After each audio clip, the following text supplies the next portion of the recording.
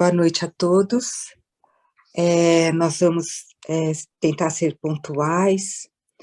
Nós já estamos gravando, com a permissão do professor Neidir e do professor Jorge Calil.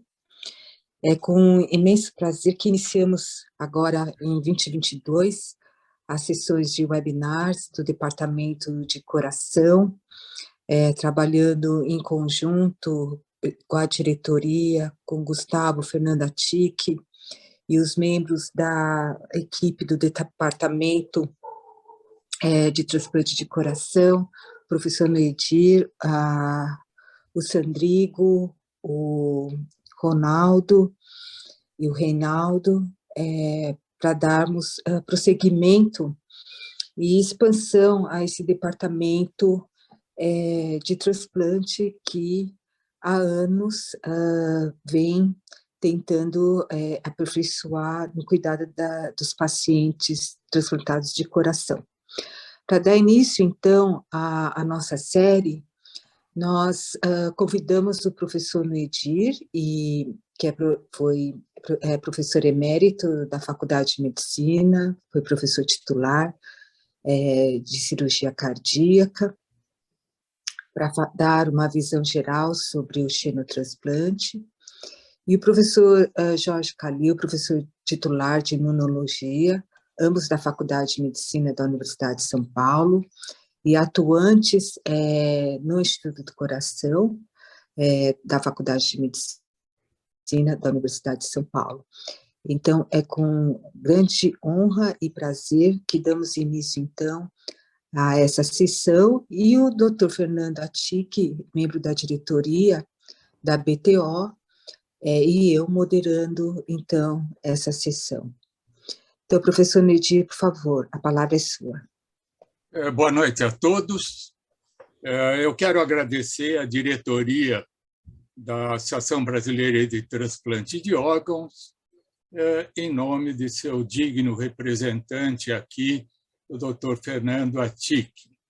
Quero, do mesmo modo, agradecer à doutora Stella Zec pelo convite para participar desse webinar e, com grande prazer, partilhando essa reunião também com o professor Jorge Calil. O tema dessa apresentação é xenotransplante cardíaco.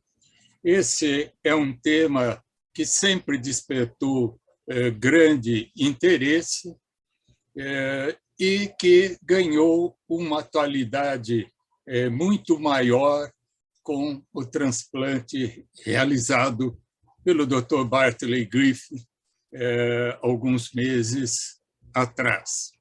O xenotransplante, obviamente, se insere no contexto do transplante cardíaco.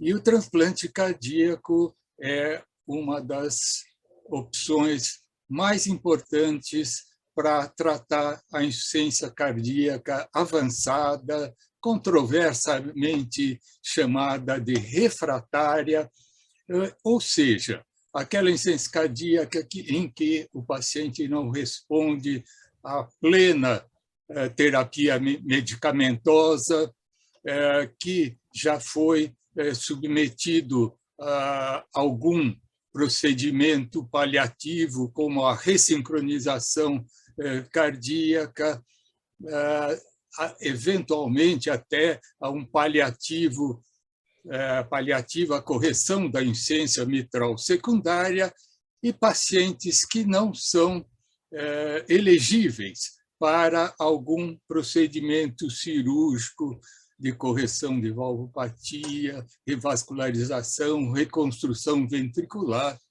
etc. Assim, o transplante cardíaco se insere naquele chamado estágio D da evolução da insuficiência cardíaca, como repetimos, não candidato a algum outro tipo de procedimento. Todos os senhores aqui conhecem os números aproximados, porque eles são fruto do registro da International Society of Heart-Lung Transplantation, que não inclui todos, absolutamente todos os transplantes do mundo, mas na era moderna, nos últimos anos, vem crescendo progressivamente o número de transplantes no mundo, chegando a 4.500, mais de 5.000 transplantes anuais, com números liderados pela América do Norte, seguido por em conjunto, vários países da Europa. Hoje, o perfil do doente transplantado ele é o perfil de um doente, 50% deles com algum dispositivo de assistência circulatória mecânica, mostrando a gravidade da evolução da insuficiência cardíaca. Hoje, diferentemente de décadas atrás, poucos centros fazem mais que 30, mais que 60 transplantes cardíacos. E aqui no Brasil, na era moderna, que se iniciou no segundo semestre de 1984, a partir de 1965, o número anual de transplante cardíaco, com dados da Associação Brasileira de Transplante de Órgãos, mostra que houve um crescimento, flutuação nesse número de transplantes cardíacos, e nos últimos anos nós temos de 350 até 380 transplantes realizados anualmente no Brasil. Em relação ao impacto do transplante na sobrevida, o que vemos no mesmo registro da International Society, nós temos uma melhora a cada período analisado de sobrevida, tendo sobrevidas de 1 ano ou mais, em torno de 90%, e chegando a 5 anos com 60% de sobrevida. Aqui no Brasil, em 1969, foi feito um workshop tentando reunir os transplantes realizados até então no país, e foram analisados, não absolutamente todos, mas a grande maioria de 835 transplantes, e nós vemos que a curva de sobrevida nessa época mostrava uma mortalidade maior ao fim de 1 ano, devido a fatores do doador, do receptor e outros fatores, sendo, então, a curva, nesse primeiro período inferior da, então, naquela época, sobrevida da International Society for Heart-Lung Transplantation, mas, a partir de 1 ano, as duas curvas eram paralelas. Então, segundo os dados da International Society for Heart-Lung Transplantation, se nós olharmos o nível de emprego, nós vemos que, ao fim de 5 anos após transplante, mais de 70% dos pacientes está trabalhando e 30% aposentado. Aqui no Brasil, se nós não conseguimos a mesma sobrevida inicial dos centros mais avançados, nós, com certeza, conseguimos um nível de reabilitação funcional, laboratorial. Esse é o segundo paciente que nós transplantamos em abril de 1985 no Instituto do Coração, que viveu 12 anos jogando tênis, e essa menina com 3 anos que estava na UTI tomando drogas, nós transplantamos e ela está viva até hoje, mesmo tido um linfoma que foi tratado. Na verdade, com todos esses benefícios indiscutíveis do transplante cardíaco, existem algumas limitações que são muito importantes. Uma delas são as contraindicações médicas e psicossociais. Essas contraindicações, sem dúvida, elas são contraindicações porque nós temos um número limitado de doadores. E os pacientes que são excluídos por essas contraindicações são pacientes que teriam um pior resultado com o transplante. Com certeza, muitos desses excluídos do transplante, se nós tivéssemos mais doadores, mesmo com resultados inferiores, eles seriam considerados. A segunda contraindicação que eu estou dizendo, que se associa com a primeira, é a falta de doadores. Nós temos uma alta mortalidade na fila de espera. Segundo dados americanos, 26% dos pacientes morrem na fila de espera. Aqui no estado de São Paulo, 30% dos pacientes morrem na fila de espera. As contraindicações, elas são contraindicações clássicas.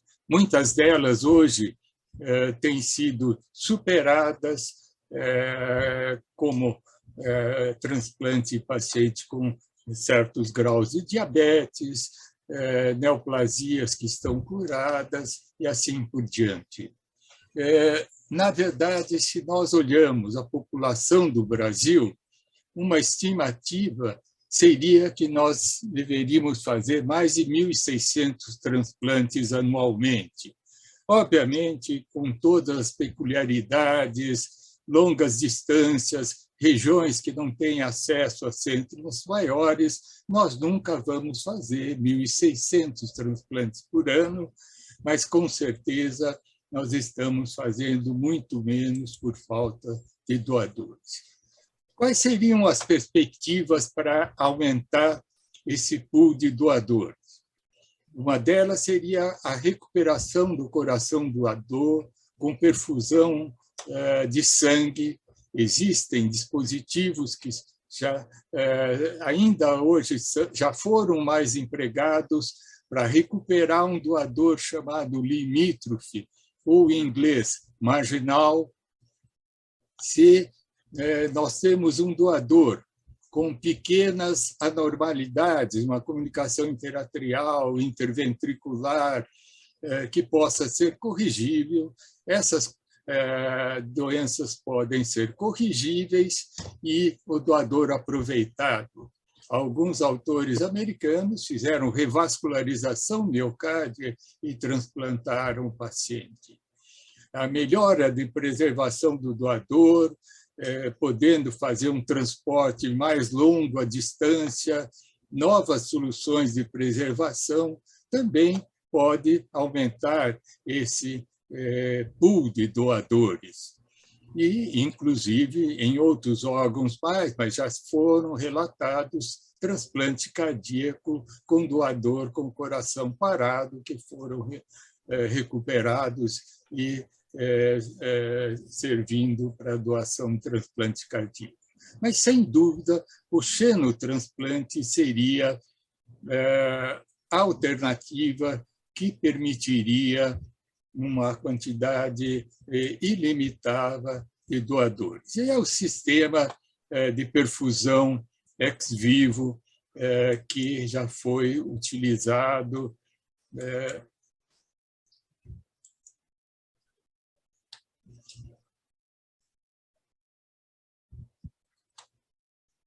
é claro que um xenotransplante estaria num contexto de seres híbridos. Seres híbridos que estão no imaginário de todas as mitologias, inclusive na grega, o Quirón, um ser híbrido do bem, a quimera, um ser vivo do mal. Falando em xenotransplante, o primeiro transplante cardíaco humano, realizado em janeiro de 1964 pelo Dr. James Hardy, ele, na verdade, foi um xenotransplante.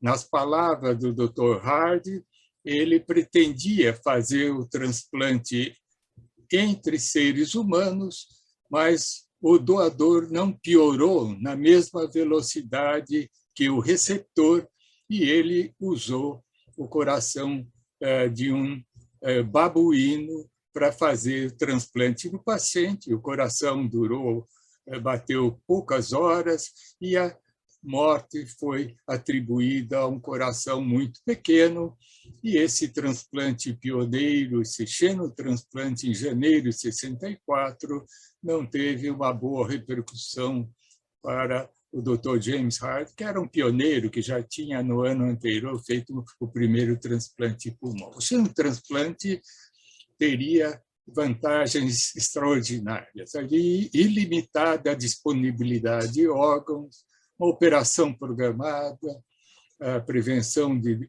recorrência de doentes, repetidos transplantes eletivamente, não de madrugada e nos fins de semana.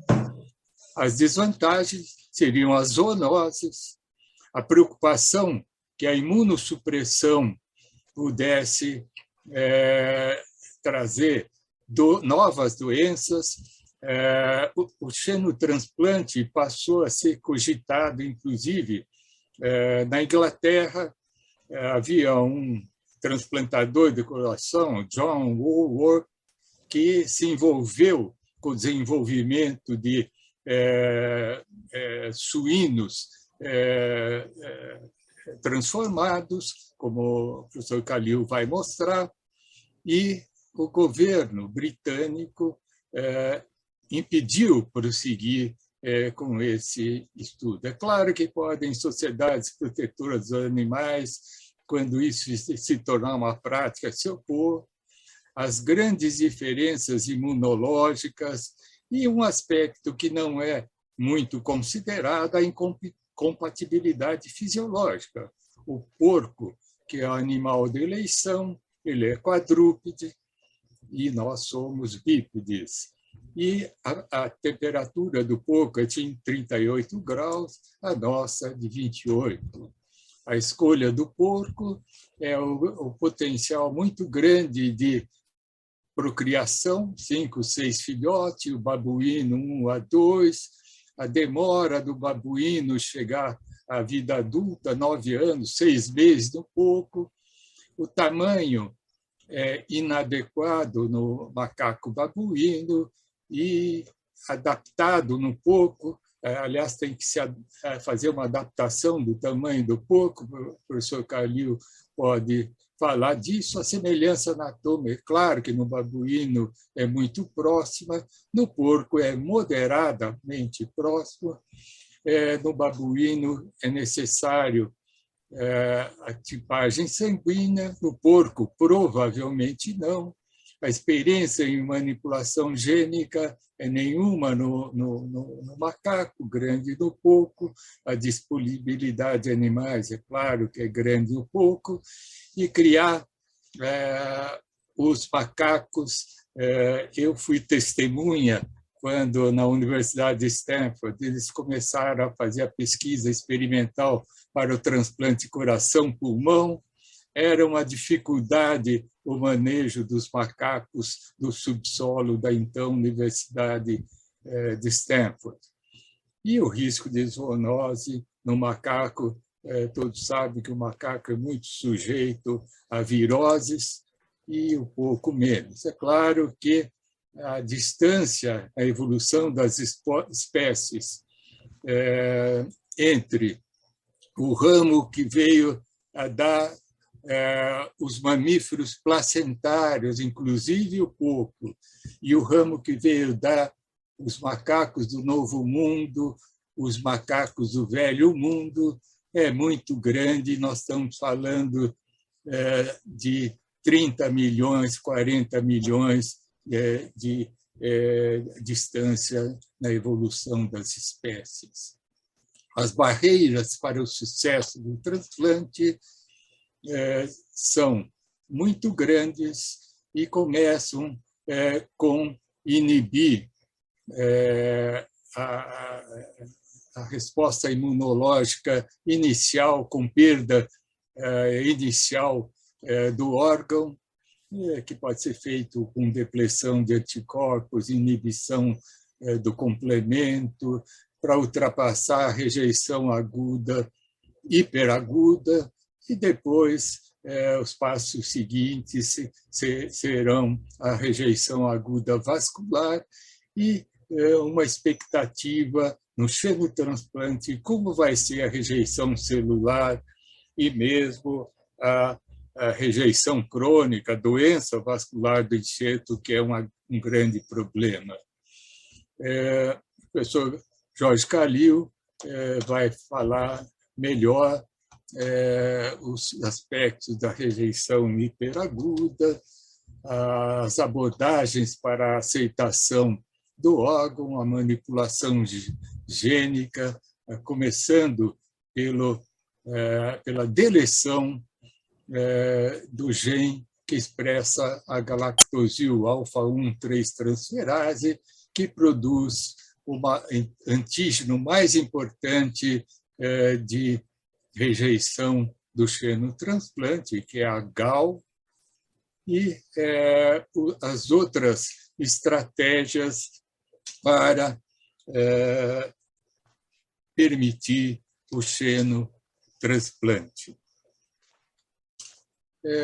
O estado atual do xenotransplante, a rejeição hiperaguda e a rejeição aguda vascular, elas podem ser controláveis através da manipulação gênica dos animais transgênicos suínos.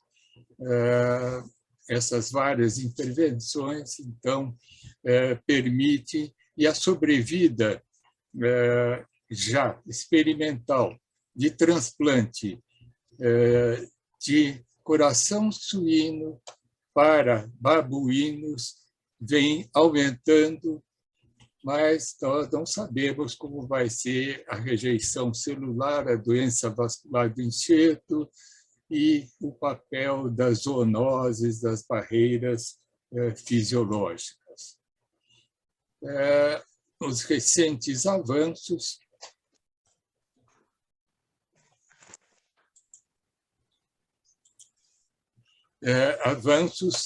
foram do ator do porco geneticamente modificado e nós temos que esperar como vai ser a resposta celular do órgão suíno no transplante humano.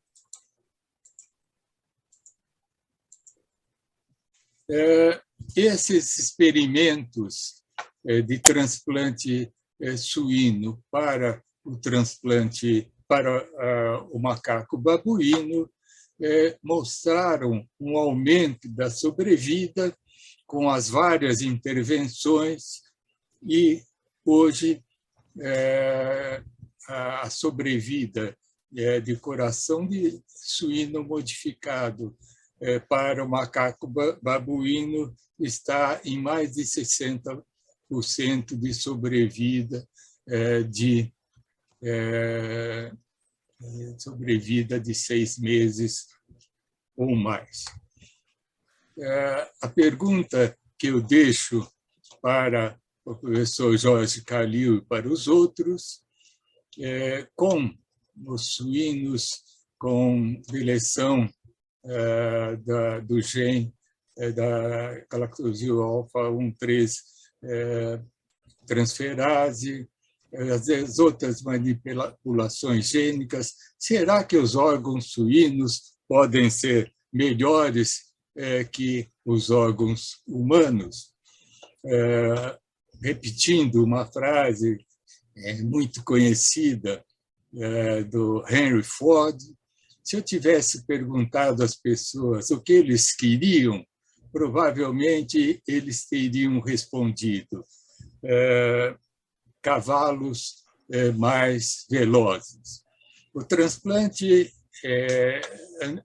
os transplantes de rim suíno para pacientes com morte cerebral são conhecidos, e o transplante realizado pelo Dr. Bartley Griffith, que era chefe do programa de transplante da Universidade de Pittsburgh, e tendo se transferido para a Universidade de Maryland, em Baltimore, transplantando o coração de um porco geneticamente modificado para um paciente supostamente sem outras alternativas do transplante humano, assistência circulatória mecânica, com sobrevida de 2 meses, sem dúvida, foi um alento para o xenotransplante. O transplante melhora a qualidade de vida. Uma tentativa de comparar o transplante com assistência circulatória mecânica com dispositivos de última geração seria melhor com o transplante do que os dispositivos mecânicos. Sem dúvida, as complicações do transplante têm menor modo e mortalidade que a assistência circulatória mecânica, a falta de doadores, uma importante limitação para o transplante com doadores humanos, e a sobrevida longa com xenotransplante pode ser conseguida com várias estratégias. Nós só não sabemos exatamente o quanto muito pode ser demais. E com esse quadro de Gustav Klimt, eu agradeço a atenção dos senhores e peço desculpa pelas minhas inabilidades técnicas. Muito obrigado. Professor Noedir, obrigada pela essa palestra, dando uma visão geral sobre o xenotransplante, a posição atual no mundo, e compartilhando seus conhecimentos aqui com a população científica, a comunidade científica brasileira. Alguém tem alguma pergunta? Vamos deixar as perguntas para o final? Pode ser, professor? Sim, claro. Então, dando sequência, nós vamos estar apresentando o professor titular Jorge Calil, ex-presidente da BTO, e com grande prazer, professor atuante em todas as frentes da parte da imunologia, do transplante, com grande honra que nós temos ele aqui palestrando, compartilhando seus conhecimentos imunológicos de ponta em relação ao futuro promissor que é o xenotransplante. Obrigada, professor Calil. Tem a palavra. Obrigado, Estela. Obrigado pelo convite. Fernando Atic também, muito obrigado pelo convite. É um prazer muito grande estar aqui na BTO, né? E dou um abraço em todo o pessoal da BTO, através do Gustavo Ferreira, atual presidente. E lembro muito bem, desde o começo, quando nós começamos a BTO, eu tive a honra de ser o primeiro presidente da BTO, e nós tínhamos muita esperança de organizar o transplante do Brasil, e hoje em dia é uma realidade incrível. Então, todos de parabéns, Gustavo, de parabéns aí pela sua gestão. Bom, professor Noedir, um prazer muito grande estar compartilhando aí o palco com ele. Ele já falou muitas coisas importantes sobre o xenotransplante. Vamos falar um pouquinho de imunologia do xenotransplante e vamos falar sobretudo sobre o que nós estamos fazendo no Brasil. Tem um projeto aí que nós estamos envolvidos que está muito interessante.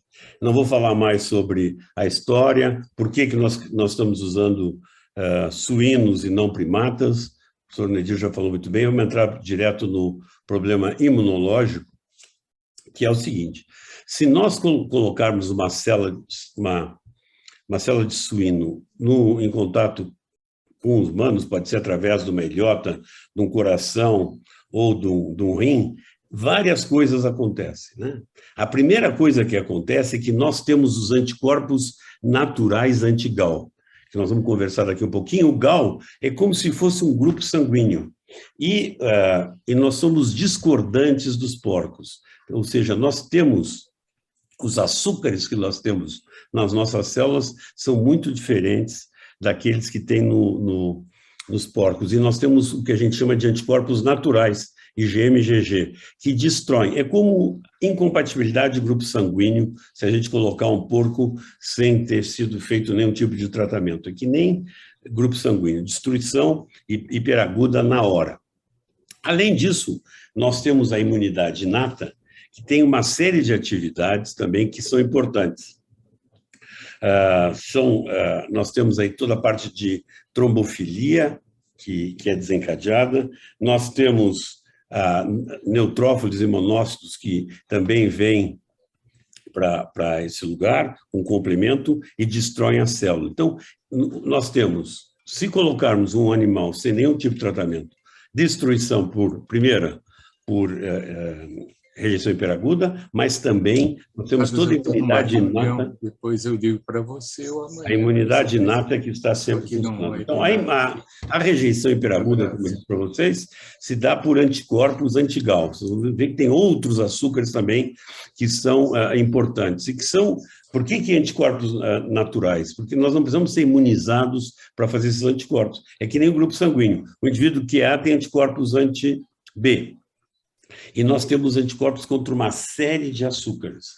Então, a glicosilação que nós fazemos das nossas proteínas é uma forma de reconhecimento nosso propriamente dito. Então, se a gente encontra esses açúcares, a gente destrói. Então, a primeira barreira que nós temos é a rejeição hiperaguda dos açúcares. A segunda barreira, como eu disse para vocês, e que pode ser uma rejeição aguda, se dá por imunidade inata.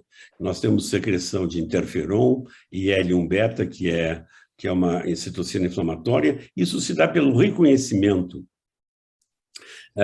de monócitos e células NK de que essa célula do porco não é célula humana.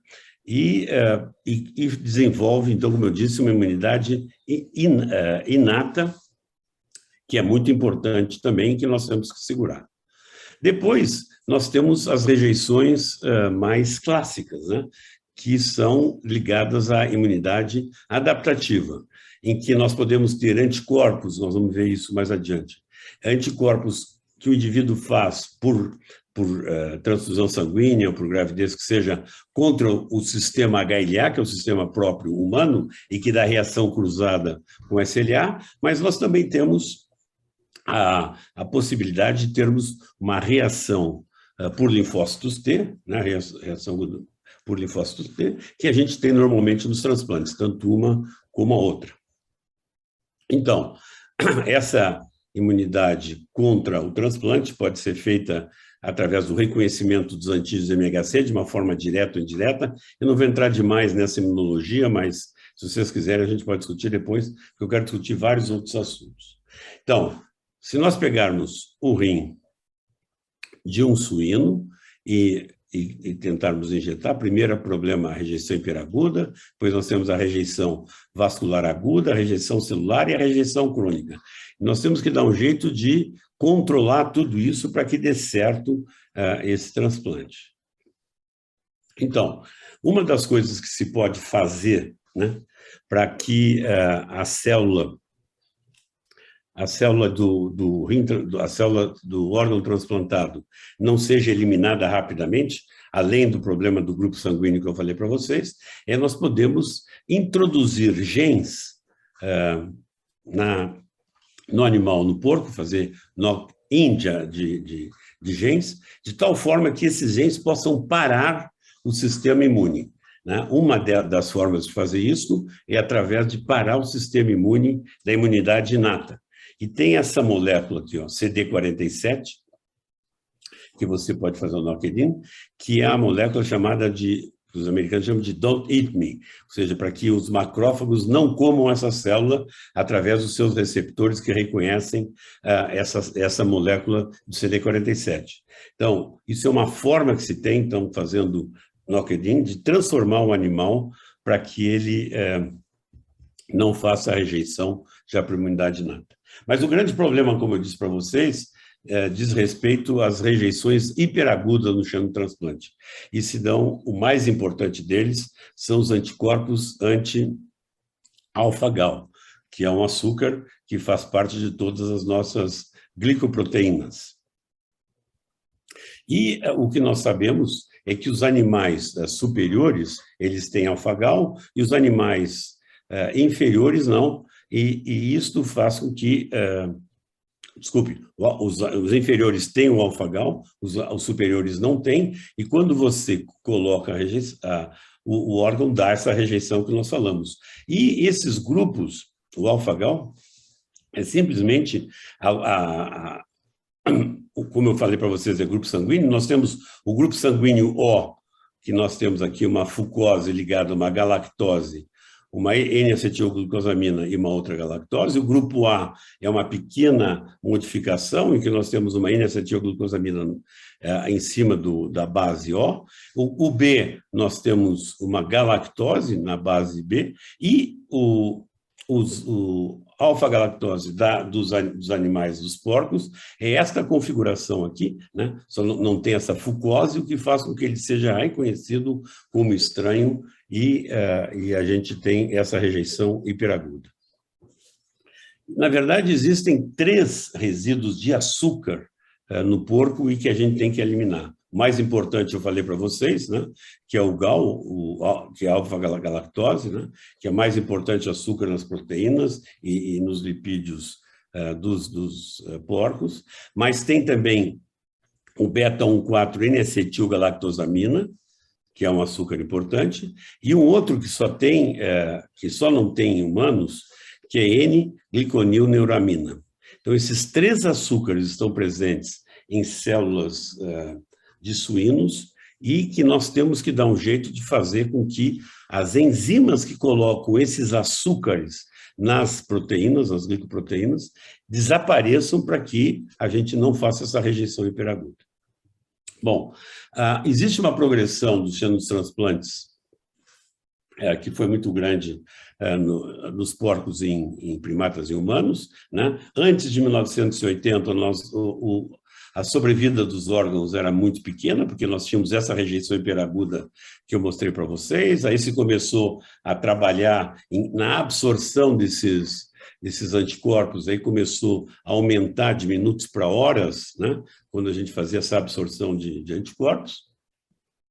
Depois se começou a trabalhar em anticorpos contra complemento e tentando inibir a ação dos anticorpos, e com isso a gente conseguiu ainda avançar um pouquinho mais, né? Até que a gente chegou, então, mais recentemente, que nós começamos a trabalhar aqui entre os anos 2010 e 2020, depois do ano 2020, na alteração do porco para que ele pudesse receber o órgão. Então, nós podemos ter várias intervenções, né, genéticas para que o animal fique mais possível de tolerar. O primeiro, né, a gente pode simplesmente remover os anticorpos anti-GAL, mas isso não adianta porque vem depois, né? Podemos inibir o sistema de complemento, que foi feito lá atrás, né? Depois você pode colocar animais que tenham esses CD55, 46 e 59, que são muito importantes na coagulação. E assim por diante. Existem várias possibilidades gênicas de você colocar ou tirar genes para que o órgão possa ser tolerado de uma melhor forma. Então, existem vários genes que já foram testados, que podem ter sido feitos pode ser feito nocauteado, knocked out, ou knocked in. Lembrando que knocked out é quando você elimina o gene não se expressa mais, e knocked in é quando você insere um gene no genoma que fica adquirido pelo animal, pelo porco, E esse gene, então, ele vai exercer as funções que a gente quer. Eu não vou ter tempo de ir um por um desses genes, mas isso aí tem várias revisões que fazem isso.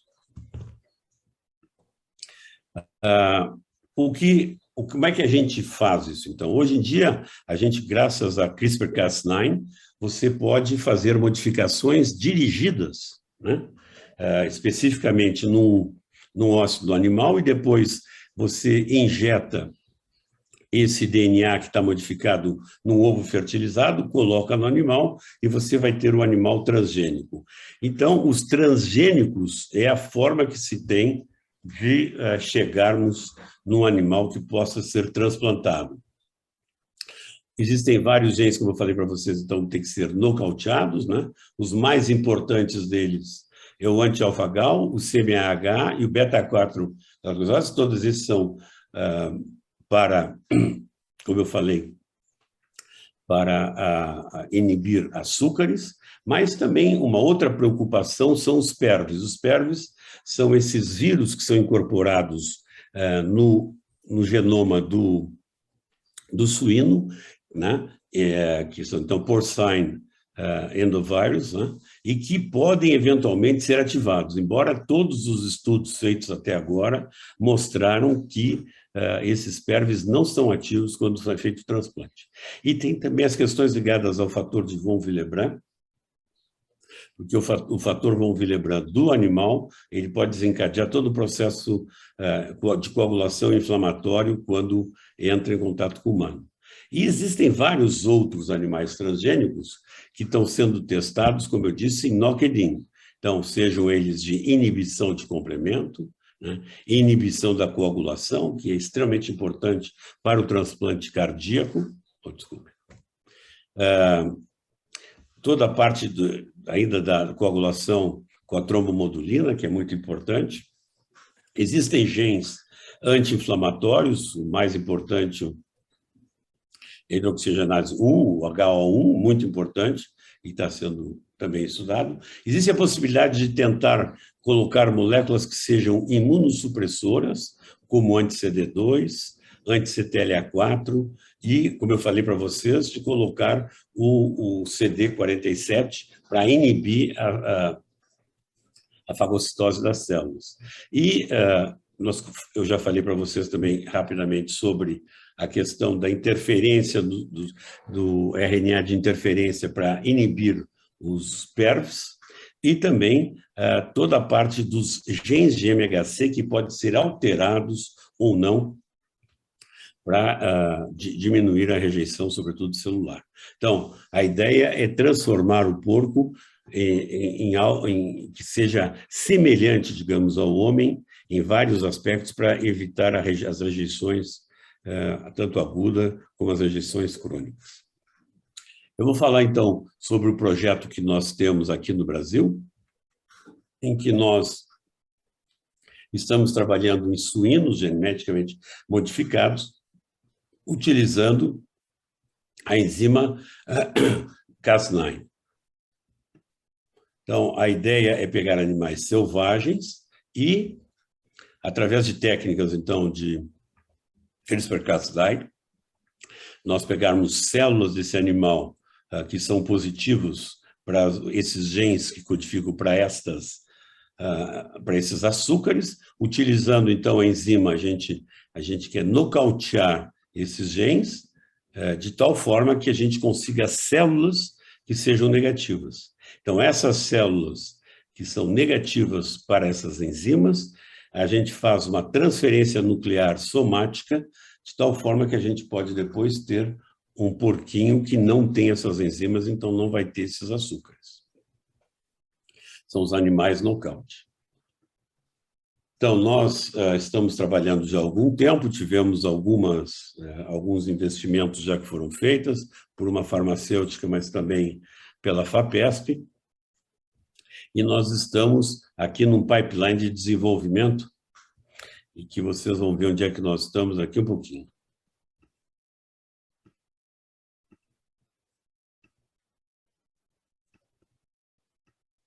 Então, nós estamos aqui.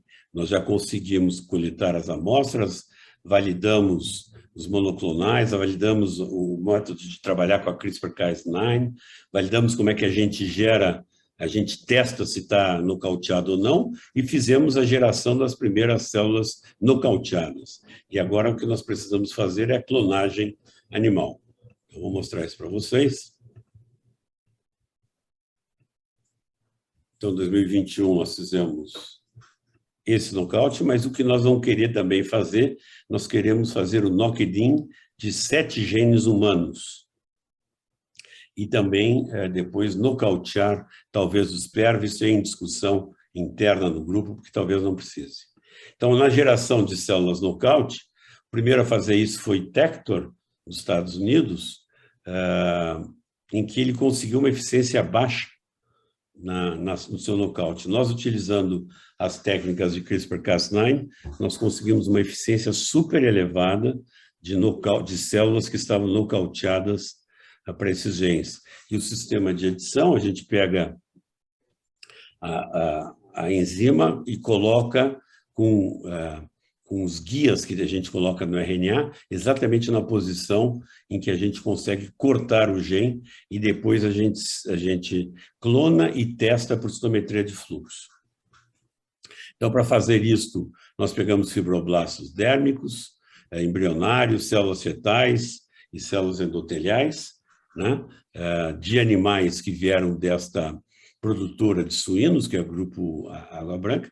Nós levamos esses animais para o Instituto do Coração e fizemos a coleta das células para depois fazermos o processamento. Então, nós fizemos o processamento e depois a gente testa por citometria de fluxo e a gente mostra que desaparece, né? Depois do sorte, desaparece. Aqui está a célula marcada para um gene, né? Aqui o beta-4-gal, aqui está positivo, e aqui, depois de fazer o sorting, depois de fazer o processamento que a gente faz, e depois do sorting, nós temos aqui as células que não expressam mais o gene do beta-4. Bom, isso nós fizemos, então, para todos os 3 genes, né, que está mostrando em cima. Não vou entrar muito no detalhe do experimento. Depois nós clonamos e vimos que o gene tinha desaparecido. E aí, depois disso, nós estamos trabalhando agora na parte da embriologia. Então, para isso, nós pegamos ovários de porcos, depois de fazemos viagens com eles para que a gente traga para São Paulo e conseguimos coletar os óvulos. E desses óvulos, nós estamos fazendo as transferências nucleares e cultivo in vitro desses embriões, com uma eficiência bem razoável. Então, nós fazemos a enucleação, né, da plata metafisária, mais o corpúsculo, e injetamos depois a célula que é nocauteada. E aí nós temos os embriões já com os nocautes, né? E aí agora nós temos que trabalhar na transferência embrionária, né? E para isso nós vamos precisar de algo mais sofisticado, mas por enquanto a Faculdade de Medicina arrumou esse espaço aqui em que nós vamos poder trabalhar com esses primeiros animais nocauteados que nós vamos produzir. Mas o que nós estamos trabalhando agora, e nós conseguimos uma subvenção recente do governo de São Paulo para construir no IPT o que nós chamamos da Pig Facility, que é um lugar de biossegurança em que nós vamos fazer toda essa manipulação nos genes, nós vamos criar os porcos em condições de boas práticas para que a gente possa tirar os órgãos para depois fazer o xenotransplante, né? Então, isso é a forma que se faz para engenharia de célula somática. Depois, como é que se faz a engenharia do zigoto, né? Para que a gente chegue numa linha de animais que tenham sido, primeiro, nós estamos trabalhando no nocaute, mas também nós estamos trabalhando no knock-in. Do ponto de vista imunológico, a gente está testando os diferentes knockouts com diferentes tipos de anticorpos para ver a expressão, inclusive, das moléculas HLA e também para que a gente possa saber, SLA, e para que a gente possa fazer os cross-matches pré-transplante. Então, aqui você vê que a célula wild type ela é positiva, e essa aqui é um background de fundo só das células que foram nocauteadas. Quando a gente testa em citotoxicidade no laboratório, prova cruzada, a gente vê também que é negativo. E nós estamos estudando as moléculas do sistema principal de descompatibilidade dos suínos, né, que é chamado de SLA. Para isso, nós estamos estudando as células parentais dos porcos que nós vamos usar. Nós estamos fazendo a tipificação por métodos moleculares, estudando a estrutura tridimensional dessas moléculas, para nós vermos as semelhanças e diferenças, né? Também temos estudado por várias formas de estatística as semelhanças e diferenças de níveis de aminoácido. Não vou poder entrar em detalhe com vocês, para que a gente veja a melhor compatibilidade dos animais que nós estamos testando. Além disso, nós estamos trabalhando no desenvolvimento de métodos para detecção precoce de rejeição, né, na busca de DNA do suíno circulante. Isso também já está bastante avançado, eu não vou ter tempo de discutir aqui. Em todo caso, o que eu queria dizer para vocês é que aqui no Brasil nós também estamos avançando, e avançando rapidamente para a obtenção dos animais e começarmos os primeiros testes clínicos, né? Provavelmente a gente vai começar com o rim, né? E depois para o coração, porque o rim, se der qualquer coisa errada, o paciente pode voltar para a diálise. Esse aqui é o grupo de pessoas que está envolvido, né? Silvano Raia, Mariana Zatz, eu, Maria Rita Passos Bueno e Elias Davi, que somos pesquisadores principais, os pesquisadores associados brilhantes, que é o Ernesto Goulart, Luiz Carlos e Luciano Brito, pós-docs que trabalham no SLA ou que trabalham no NOCDIN, e outros pesquisadores envolvidos nesse projeto. Bom, eu sei que eu fui rápido, mas a ideia era falar na meia hora que eu tinha, para que possa haver perguntas nas dúvidas que, porventura, vocês venham a ter. Muito obrigado pela oportunidade. Muito obrigado, professor Jorge Calil, pela espetacular apresentação, assim como a do professor Noedir Stolfi. Esse é um tema muito interessante, muito intrigante, extremamente atual pela realização de um transplante de coração com doador geneticamente modificado, suíno geneticamente modificado. Eu queria destacar aqui a presença na plateia, mais de 60 participantes, do nosso presidente da BTO, Gustavo Ferreira, dos membros da diretoria, Luciana Haddad, Jorge Neumann, sempre prestigiando os eventos da nossa associação. Gostaria muito que, estou vendo que tem várias pessoas aqui de vários órgãos, então esse tema ele é tão intrigante que atrai os transplantadores de todos os órgãos, porque isso abre uma perspectiva que realmente nós não tínhamos até então. Eu gostaria de abrir a discussão enquanto as perguntas vão chegando, comentando aí, principalmente para o professor Noedir, mas o professor Jorge Calil também pode comentar.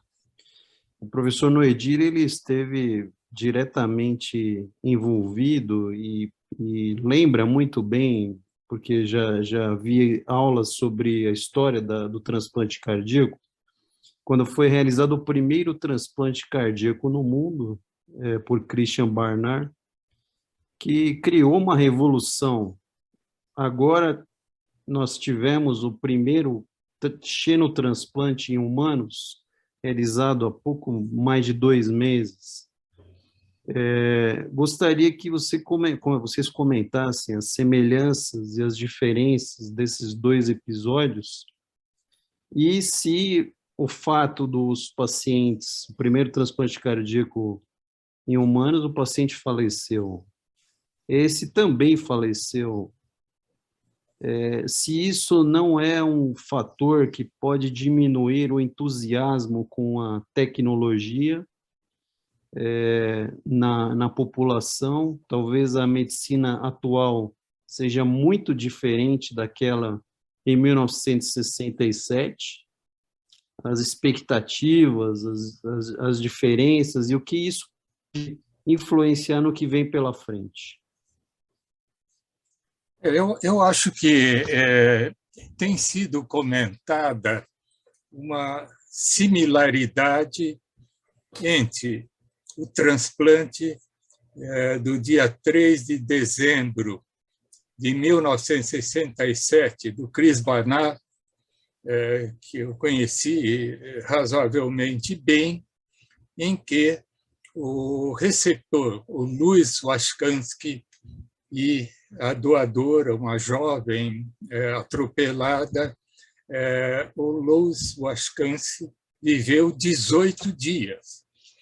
E a equipe do Chris Barnard achava que a piora do Louis Washkansky era por rejeição, e foram aumentando a imunossupressão, e ela morreu, o Louis Washkansky morreu de pneumonia.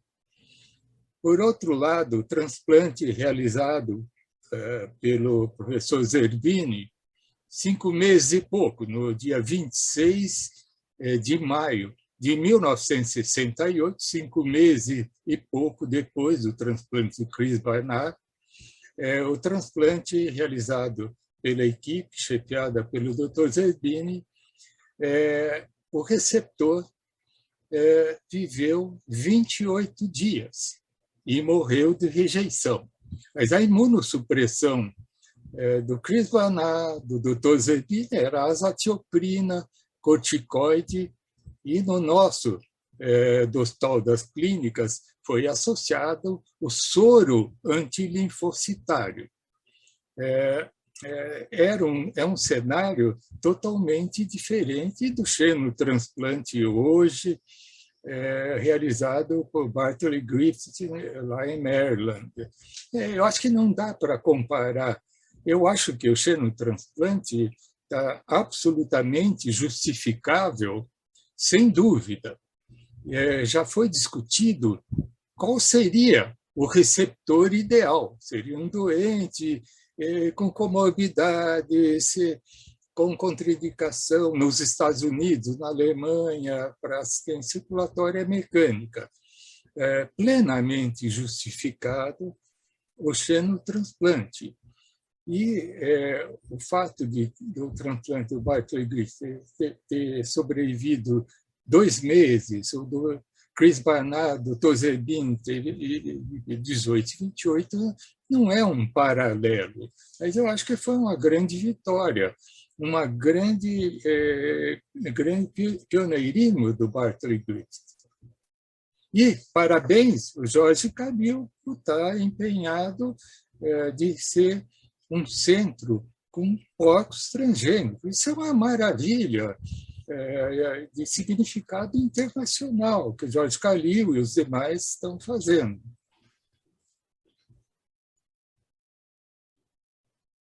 Fernando, eu não acho que isso aí tire o entusiasmo, acho que até o contrário, sabe? O fato de ter havido esse transplante chamou o mundo, a atenção para o mundo, que isso era uma coisa possível. É claro que a gente sabia que não ia demorar lá muito tempo, mas até que durou aí 2 meses e pouco, até que durou mais do que, como disse o Noedir, os primeiros foram feitos. Já há também ensaios de rins que foram transplantados, né? E com uma sobrevida aí semelhante. E vai ter que ser feito isso para que a gente consiga avançar. São pacientes que são terminais, né?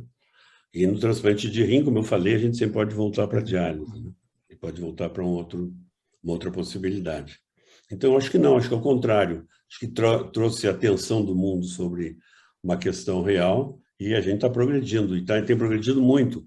A questão de ter essa tecnologia de CRISPR-Cas9, que eu não pude falar muito, eu pensei que eu tinha mais tempo para falar, por isso que eu tinha tanto slide,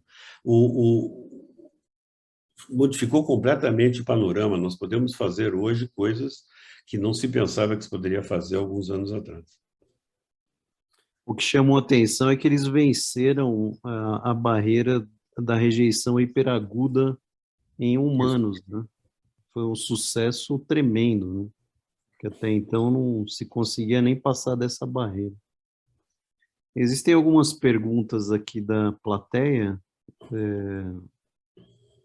O Sandrigo Mangini, no xenotransplante cardíaco realizado recentemente, foi utilizado anticorpo monoclonal anti-CD40. Como o senhor enxerga a necessidade de imunossupressão com experimento em andamento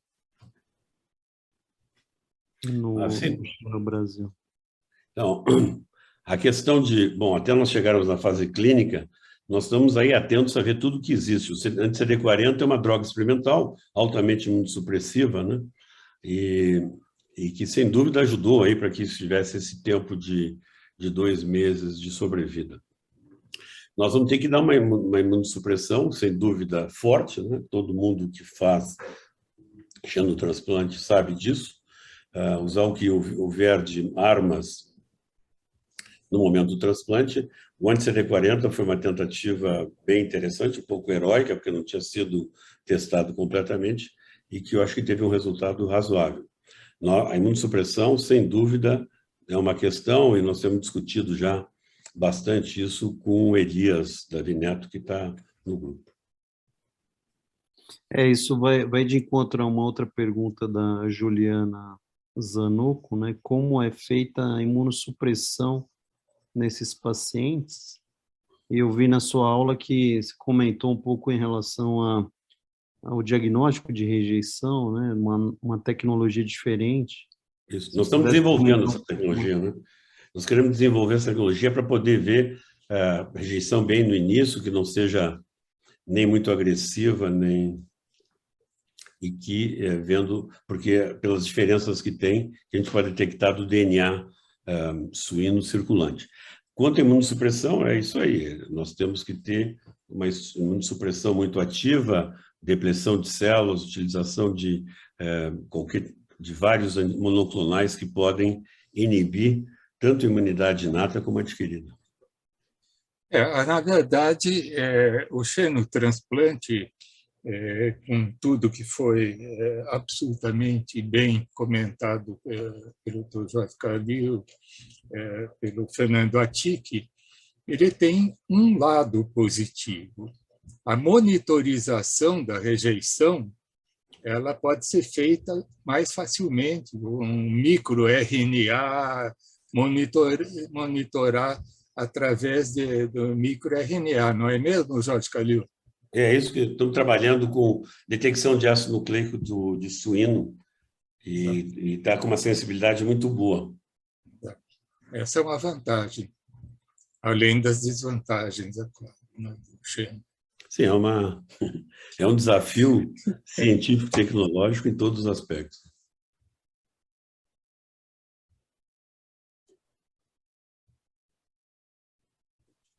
Desculpe, tem uma outra pergunta aqui da Sandra Marques. Se os conhecimentos obtidos a partir do xenotransplante seriam aplicáveis para a rejeição e transplante de órgãos entre humanos. Eu creio que essa pesquisa do xenotransplante já tem mais de 40 anos. É isso mesmo. Então... Não, acho que não. Acho que vai contribuir para aumentar os doadores só. E é isso aí mesmo, tem mais de 40 anos. O que tem é que as tecnologias hoje de manuseio genético são incríveis, né? Coisa que a gente não tinha antes. Antes tinha que fazer absorção de soro, depois uma série de tecnologias que não daria mais hoje em dia. Eu queria fazer uma pergunta, doutor Jorge Calil. a experiência do xenotransplante poderia transferir alguma coisa para um problema que os transplantadores de coração têm, que é o doente hipersensibilizado. Essa experiência do xenotransplante traria alguma contribuição para o doente hipersensibilizado, que eu transplantei um notável doente hipersensibilizado e nós lutamos muito, né, Jorge, para conseguir que eu lembro. Esse filho de um grande pioneiro sobrevivesse àquele tempo, né, Jorge? Exatamente. Não, sem dúvida, os hipersensibilizados são um problema, por isso que nós estamos estudando as reações cruzadas que tem entre o HLA e o SLA, né? A gente sabe que há muitas reações cruzadas, e saber, o que a gente quer é poder prever se um determinado animal, né, que a gente nocauteou, se ele vai ser reconhecido por um indivíduo que tem determinados anticorpos anti-HLA específicos, né, como a gente sabe hoje em gente, e se nós conseguiríamos animais cujo SLA seja completamente diferente do humanos, então a gente poderia transplantar indivíduos hipersensibilizados. Isso é o trabalho de fundo que a gente está fazendo entre SLA e HLA para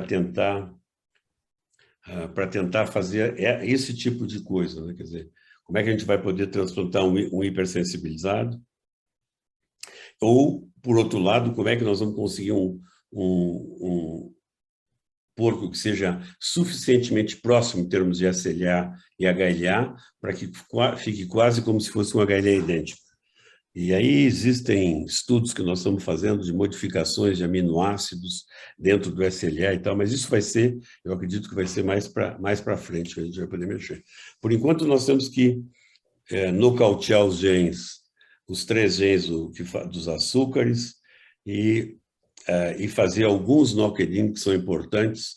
Eu acho que o CD47, alguns que controlam a coagulação são muito importantes. Então, nós temos uma discussão interna muito grande, quais os genes mais importantes para fazer o knock-in. E nós estamos em 7 genes. Não é uma coisa trivial, mas é factível. Obrigado. Tem uma outra pergunta aqui do Jorge Neumann. Qual seria o papel do cross-CDC nesse contexto? O cross-flow não seria suficiente partindo do pressuposto de que nenhum anticorpo antidoador é benigno? Olha, sem dúvida, doutor Jorge Milton, sem dúvida.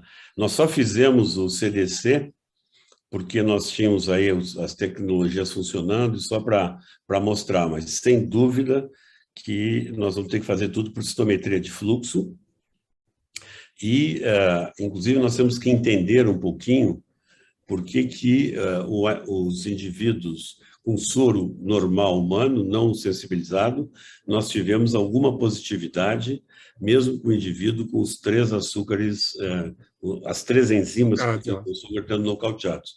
Mas isso aí, sem dúvida, nós estamos trabalhando já bastante, sensibilizar bastante a prova cruzada e tentar identificar que outros anticorpos eventualmente possam existir.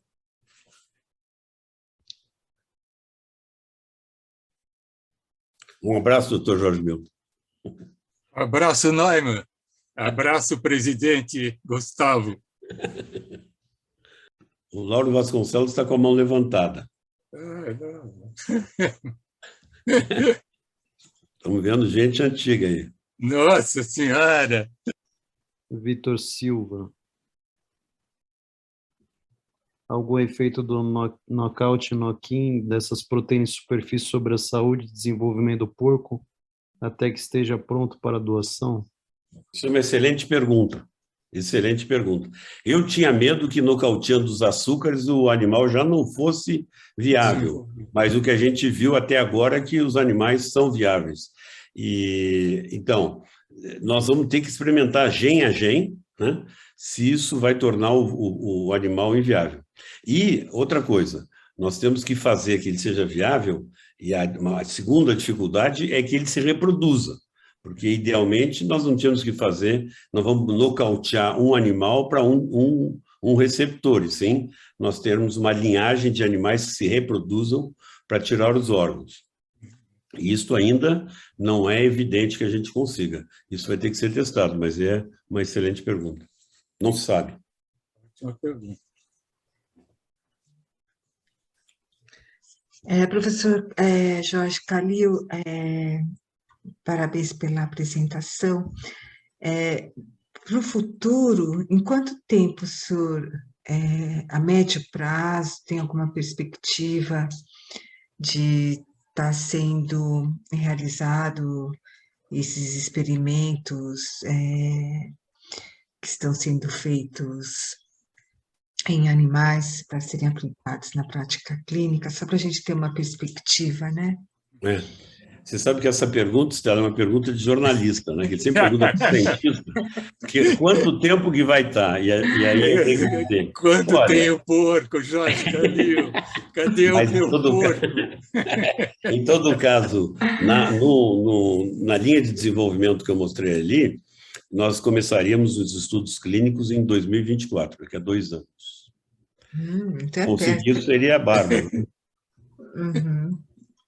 Então é para essa geração, é para essa vida ainda. Sim, Ainda está para você, Stella.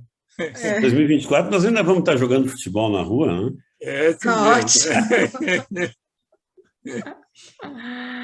Eu acho que essa é a perspectiva de todos nós, a grande pergunta, né?